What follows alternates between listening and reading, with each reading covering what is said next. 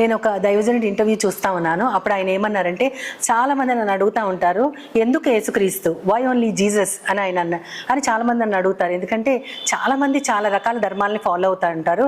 ఎందుకని మీరంటే ఆయన మాత్రమే సజీవుడైన దేవుడు అనుకుంటా ఆయన ఒక మాట చెప్పారు. అది నన్ను చాలా ఆకర్షించింది. అదేంటంటే, ఇద్దరు స్నేహితులు నడుస్తూ కొంత దూరం వెళ్ళిన తర్వాత ఆ మార్గము రెండు వైపులా చీలిపోతుంది.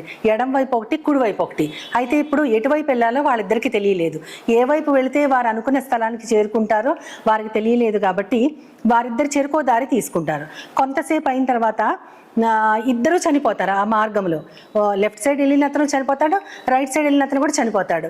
అయితే ఒక్క 5 minutes అయిన తర్వాత ఆ కుడివైపున వెళ్ళిన అతను బ్రతికి మళ్ళీ వెనక్కి తిరిగి వస్తారు. ఇప్పుడు వాళ్ళ వెనకాల వచ్చి నేను ఏ మార్గంలో వెళ్ళాలి, లెఫ్ట్ సైడ్ వెళ్ళాలా, రైట్ సైడ్ వెళ్ళాలా?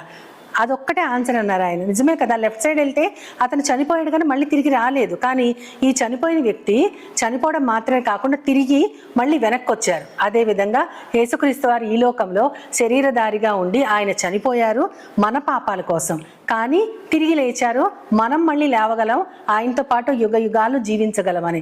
కాబట్టి అదొక్కటే, సజీవుడైన దేవుడు ఆయన ఒక్కరే కాబట్టి అదే నా మార్గం అని చెప్పారు. అది నన్ను ఎంతో ఆకర్షించింది. పిల్లలకి చెప్పడానికి కానీ, ఎవరితో అయినా మాట్లాడడానికి కానీ ఇలాంటి ఎగ్జాంపుల్స్, ఇలాంటివన్నీ చాలా అప్లికబుల్గా, చాలా రియల్గా ఉంటాయి. కాబట్టి అటువంటి సజీవమైన మార్గాన్ని మనం ఆ మార్గంలో కూడా నడుస్తూ వెళితే మనం నిజదేవుణ్ణి చేరుకొని అక్కడ ఆయనతో నిత్య జీవంలో ఎప్పటికీ ఉంటాం. ఆ భాగ్యము నాకు మనందరికీ కలగాలని ఎప్పుడు మనందరి పక్షాన ప్రార్థిస్తాను. ఆమేన్.